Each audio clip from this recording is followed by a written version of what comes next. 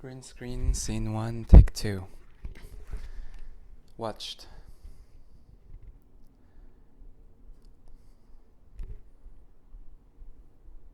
So, this is a little bit stressful to talk about.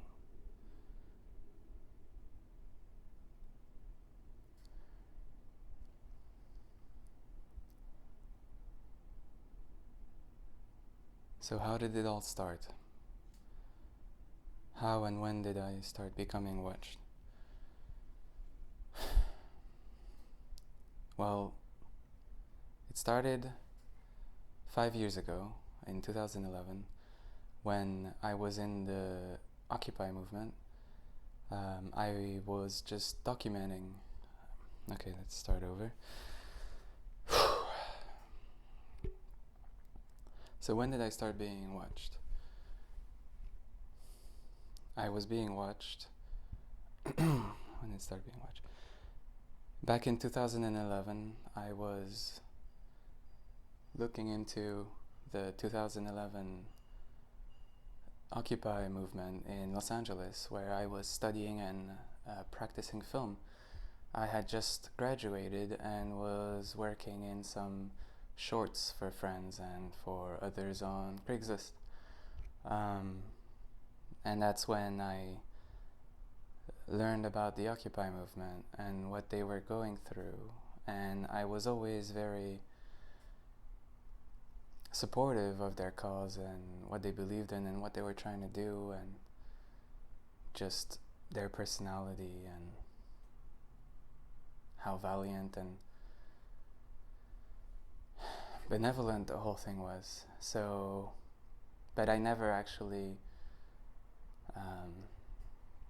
joined full time because I just didn't see the point at the time until the crackdown started, and I saw how unjustly these people, these honorable, intelligent, benevolent people, were being treated and punished for basically trying to save the world. And so that's when I decided that I would document and participate in the movement. I actually started just documenting. I went to the place when the crackdown was supposed to happen to try to document and even help the people there. I bought some masks to protect against pepper spray that they would be using on them.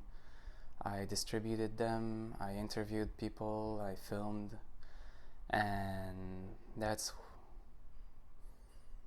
when everything was defended properly. And that's when everything turned out well, actually. Everyone was able to drive off the police with their illegal claim to declare the movement illegal, and as if you can just declare something to be illegal when it's already legal. And I just went back home, and then later on I got on the Twitter feed and text messages, people were talking about a leak from the police station saying that they were going to crack down secretly on the movement at night in I think it was a Monday. And so I left class. I was in the middle of class and I just left to go document and assist in the ways I knew best to assist the movement, which was with my filmmaking. Little did I know I could assist it in better way. Little did I know I would be able to assist it in better ways than just filmmaking. So I left. I got there with my bicycle and got there as fast as I could. I arrived there and saw the little the few hundred, about 400 or 500 people who had gotten the message, who got there in a hurry to defend the position. And I was there too. I was just documenting. And when the crackdown happened and I saw that we would not be able to leave for much longer, that's when when my friend, my photography friend who was also documenting the event, was telling me about the last chance to leave, and I saw how beautiful everyone's stance was at this place at this time. I decided I'm going to stay. I'm going to stay at the center, and I'm going to document it and become one of them, become an Occupy protester. And so I stayed at the center and was documenting as the police started breaking down, putting snipers on top of the buildings, and storming us with SWAT teams and all that. Anyway, later on, as we got arrested eventually and were brought to the jail,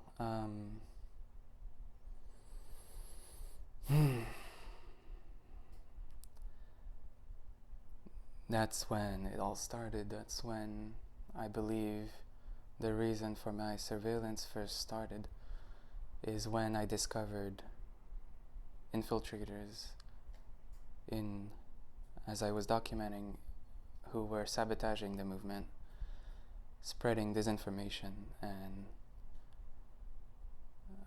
sabotaging the future actions and just the entire process, pretty much like they did in the 60s with Cointelpro. It was just, I was not even aware of Cointelpro at the time. It just happened right in front of me. I was still a believer of America being a democracy at the time, and I had never even heard of something like Cointelpro before. So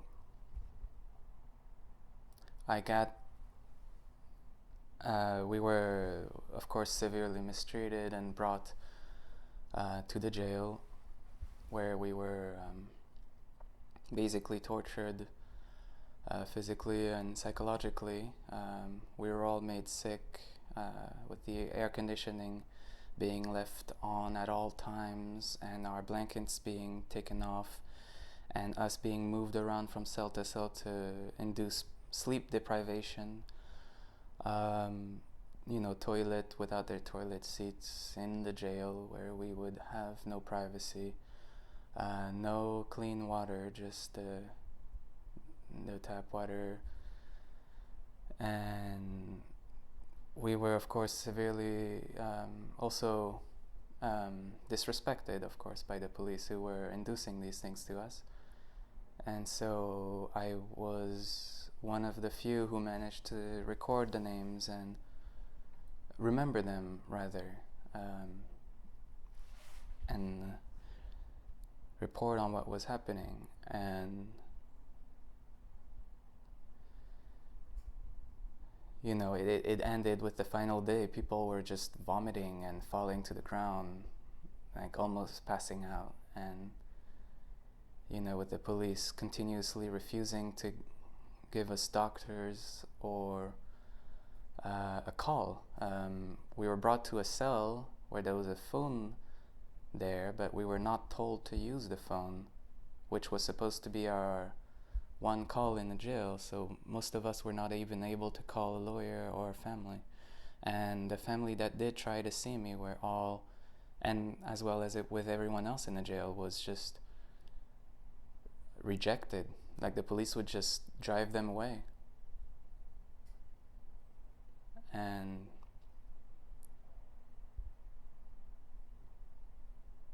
like without a reason. This was obviously an intentional Cointelpro operation where they would severely and intentionally mistreat the peaceful and lawful protesters of the movement in order to teach them a lesson, as they so often do, or try to, anyway. Anyway, in the cell, I noticed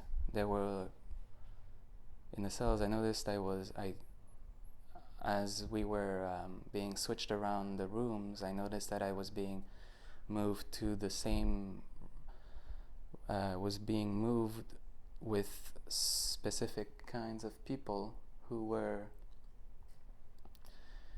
as I later find out, infiltrators and saboteurs of the movement, Cointelpro agents, basically. And I didn't know that at the time. But they were just there, asking, pretending to be part of the movement and asking questions and inciting, talking about plans on what would be next, such as illegally blocking off parking spots where people would use to work, which in other words would end up being a severe mistake for the movement, because it would make people upset with us, and that was exactly the intention, as I later found out. Because as we got out of jail, I noticed that one of those, actually the same very group of people who were talking about that, were hanging out with me a lot, and knowing that I was documenting, and they would ask a lot of questions and give a lot of bad advice. And eventually, when we were finally out, I noticed that one of them met with the only news team that came, and he talked to them. He was telling them that there was no mistreatment at the jail, and that we were not, that we were already sick before we got there, because I had talked about before we left that we should all talk to the media about what happened and how we got sick and get medical reports. As a response to that, he met with the news team to tell them otherwise, in preparation.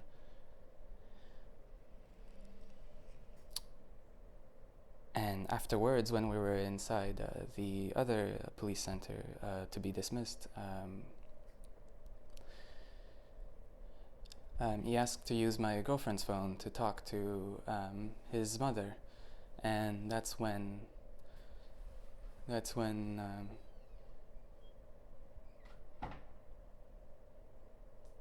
I'm sorry, it's the house that's spying on me that's reacting to this video, coming outside right now. Oh, there he is. Hold on.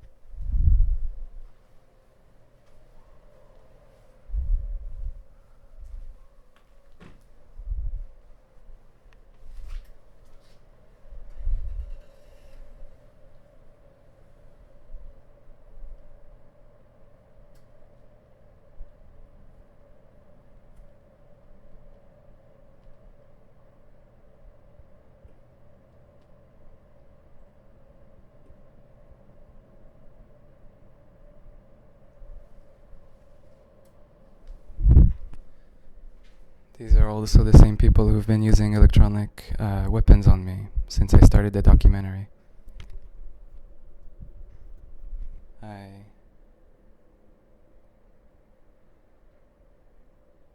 can prove it too.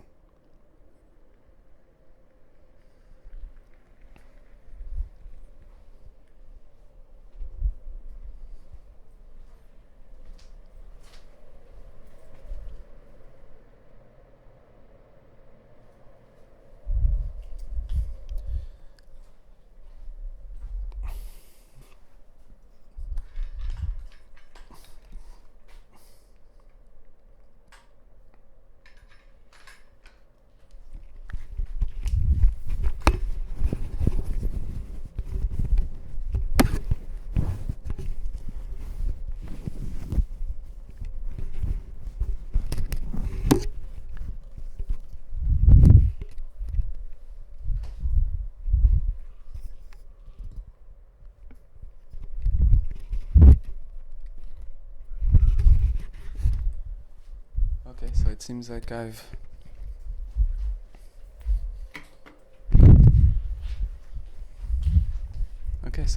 I've mobilized the sleeper agents next door who've been harassing me since the documentary started. Guy just left. Maybe, who knows what he's gonna do now. I'll be sure to document it though. Okay, so where were we? Okay, so when we got back, he was using when we got to the other police center next to the jail, we found that, I was still hanging out with the same people. When we got back to the police station next door, we were noticing that, so when we got to the police station afterwards, I was back with the same people again,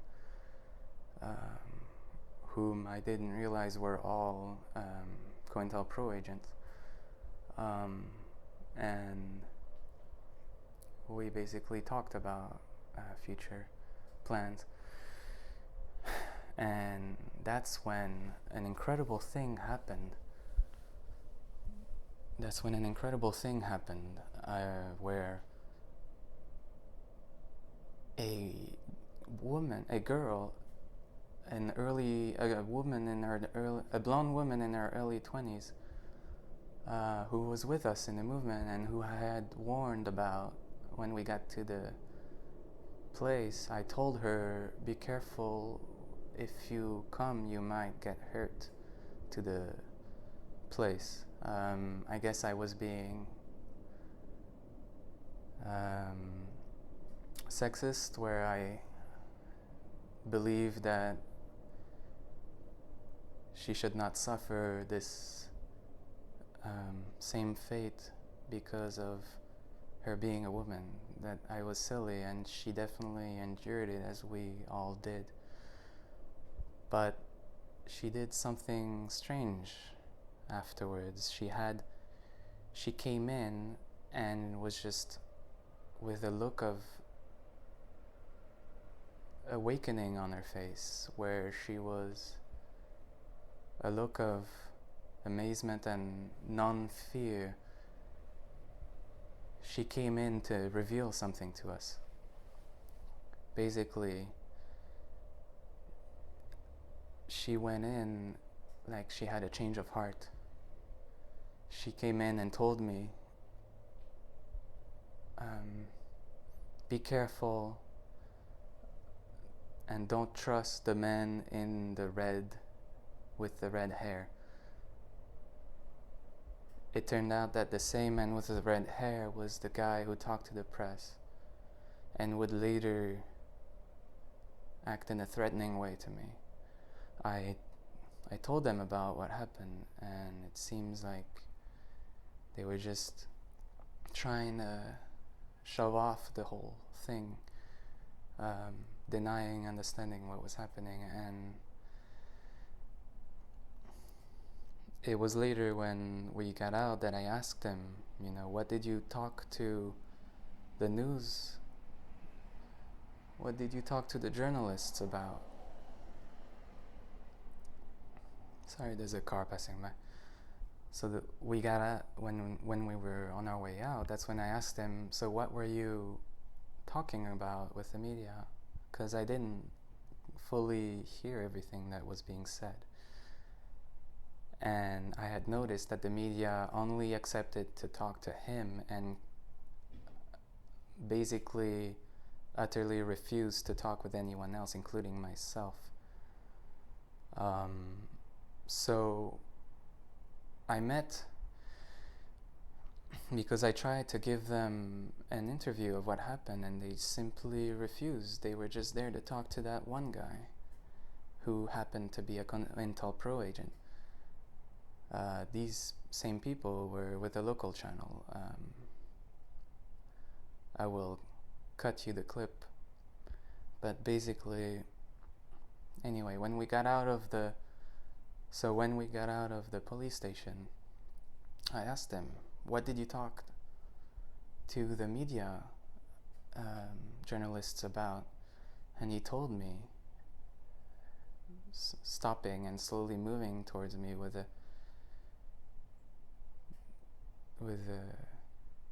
menacing face. He told me the truth. He told me I was telling them that nothing happened at the jail,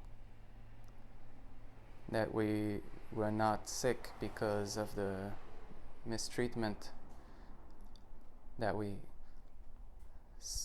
So when I asked him the question, he stopped at the top of the stairs and turned around and looked at me menacingly, suspiciously,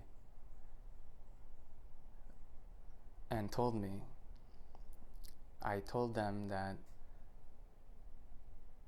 no one was mistreated at the police station, no one was So at the top of the stairs, he turned around and looked at me with a highly suspicious and menacing expression, telling me,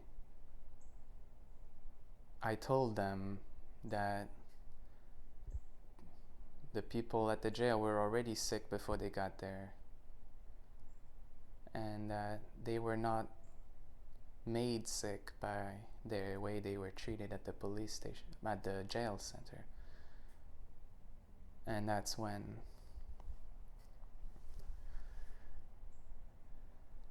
I told him, why would you say that? You know, don't you realize that this is exactly what was happening, and that we did become sick? Why would you say something like that when it's not true? And he just looked at me and said, yeah, I know. But then that's when he gave me the look that I've never seen before in my entire life, which was the look of murderous intent, of aggression beyond anything I've ever seen. And that's when it all just, I guess, awoke me to the situation, which was that this man was not an Occupy protester. He was a saboteur, an infiltrator, and a psychopath who had infiltrated and was basically causing havoc. His name was Matthew, his alias anyway. He had given me his business card before with a fake, with a activist website, which was made during our internment at the jail, which makes it even more suspicious, of course, because there's no way he could have made the website if he was in jail.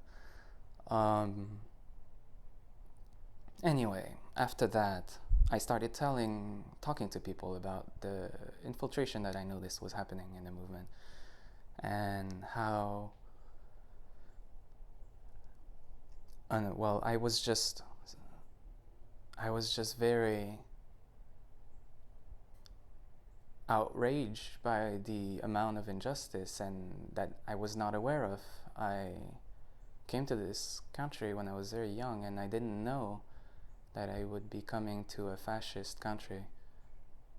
I thought it was democratic. I thought this country respected demonstrators and the political democratic process, and I had no idea that this kind of thing could be happening. I had no idea. It was just a huge shock to me. It was a huge, huge shock to me. And very, very hard to believe. I had to get so much evidence to see that it was true, and it just kept on coming. When we got back, we received my girlfriend.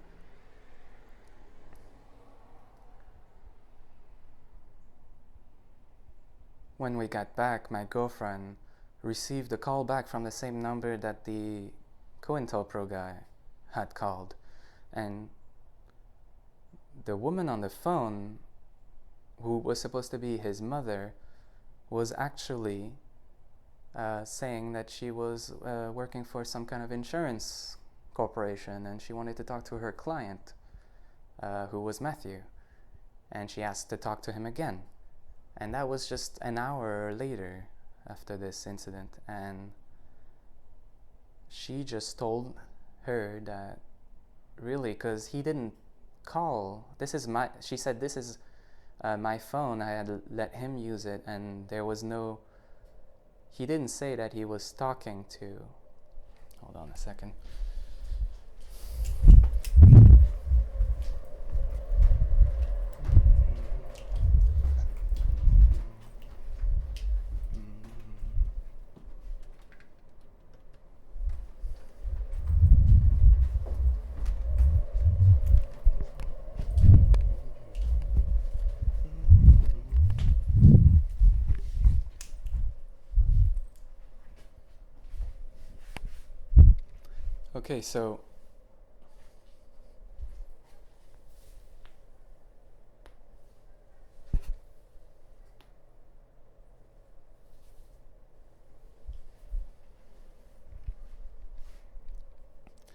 Okay, so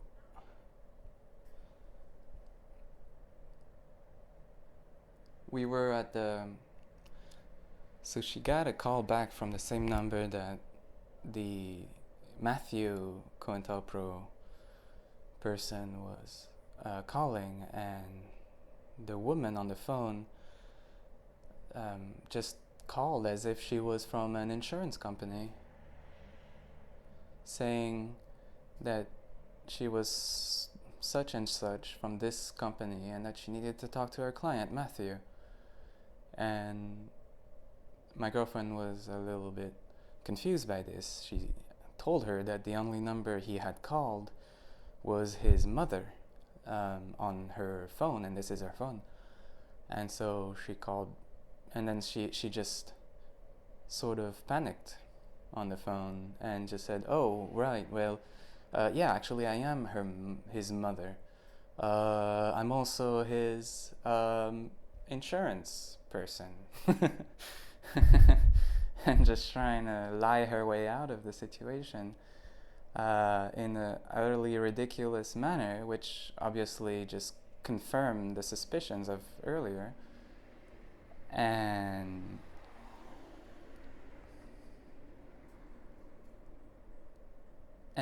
so that's